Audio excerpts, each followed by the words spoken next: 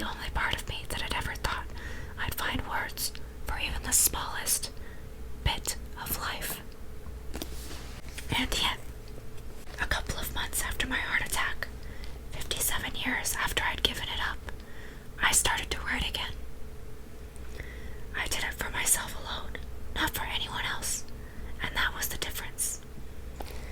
It didn't matter if I found the words, and more than that, I knew it would be impossible to find the right ones. And because I accepted that what I'd once believed was possible was in fact impossible, and because I knew I would never show a word of it to anyone, I wrote a sentence. Once upon a time, there was a boy. It remained there, staring up from the otherwise blank page for days. The next week, I added another. Soon there was a whole page. It made me happy, like talking aloud to myself, which I sometimes do. Once I said to Bruno, "Take a guess. How many pages do you think I have?" "No idea," he said. "Write a number," I said, "and slip it across the table." He shrugged and took a pen out of his pocket. He thought for a minute or two, studying my face. "A ballpark guess," I said. He hunched over his napkin, scrawled a number, and turned it over. I wrote down the real number, 301, on my own napkin. We pushed the napkins across the table. I picked up Bruno's. For reasons I can't explain, he had written 200,000. He picked up my napkin and turned it over. His face fell. At times I believed that the last page of my book and the last page of my life were one and the same. That when my book ended, I'd end. A great wind would sweep through my rooms, carrying the pages away. And when the air cleared all of those fluttering white sheets, the room would be silent. The chair where I sat would be empty. Every morning, I wrote a little more. 301. It's not nothing. Now and then, when I've finished, I'd go to the movies. It's always a big event for me. Maybe I buy some popcorn and, if people are around who look, spill it. I like to sit up front. I like for the screen to fill my whole view so that there is nothing to distract me from the moment.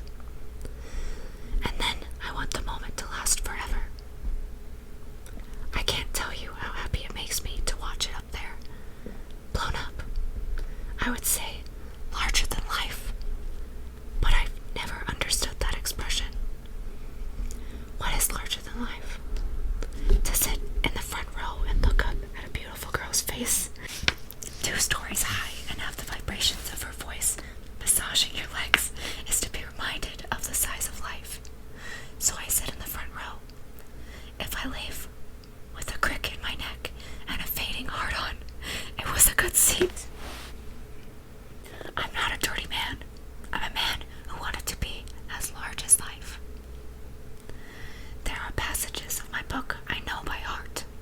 By heart. This is not an expression I use lightly. My heart is weak and unreliable. When I go, it will be my heart. I try to burden it as little as possible. If something is going to have an impact, I direct it elsewhere. My gut, for example, or my lungs, which might seize up for a moment but have never yet failed to take another breath. When I pass a mirror and catch a glimpse of myself, or I'm at the bus stop and some kids come up behind me and say, "Who smells that?" Small daily humiliations. These I take, generally speaking, in my liver. Other damages I take in other places. The pancreas I reserve for being struck by all that's been lost. It's true that there's so much, and the organ is so small, but you would be surprised how much it can take. All I feel is a quick, sharp pain, and then it's over. Sometimes I imagine my own autopsy. Disappointment in myself, right kidney. Disappointment of others in me, left kidney. Personal failures, kishkas. I don't mean to make it sound like I've made a science of it. It's not that well thought out. I take it where it comes. It's just that I notice certain patterns. When the clocks are turned forward and the dark falls before I'm ready, this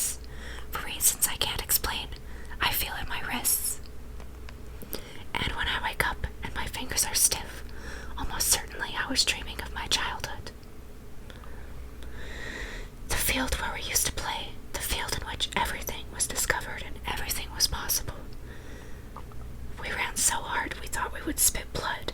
To me, that is the sound of childhood, heavy breathing and shoes scraping the hard earth.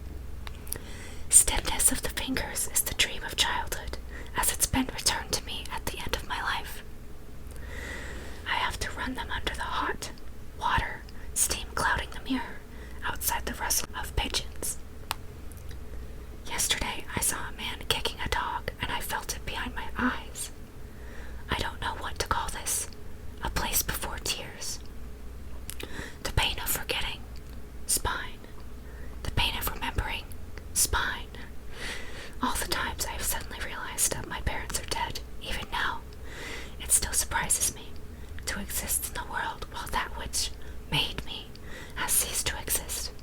My knees. It takes half a tube of pen K and a big production just to pen them. To everything a season, to every time I've woken only to make the mistake of believing for a moment that someone was sleeping beside me. A hemorrhoid. Loneliness. There is no organ that can take it all. Every morning, a little more. Once upon a time there was a boy. He lived in a village that no longer exists, in a house that no longer exists, on the edge of a field that no longer exists, where everything was discovered and everything was possible. A stick could be a sword, a pebble could be a diamond, a tree, a castle. Once upon a time there was a boy who lived in a house across the field from a girl who no longer exists. They made up 1,000 games. She was a queen and he was king. In the autumn light, her hair shone like a crown. They collected the world in small handfuls. When the sky grew dark, they parted with leaves in their hair. Once upon a time there was a boy who loved a girl, and her laughter was a question he wanted to spend his whole life answering. When they were 10, he asked her to marry him. When they were 11, he kissed her for the first time. When they were 13, they got into a fight, and for 3 weeks they didn't talk. When they were 15, she showed him the scar on her left breast. Their love was a secret. They told no one. He promised her he would never love another girl as long as he lived. What if I die? She asked. Even then, he said.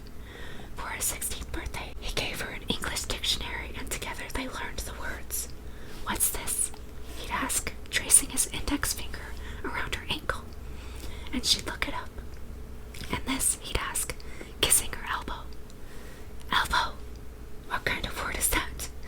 And then he'd lick it, making her giggle. What about this? He asked, touching the soft skin behind her ear.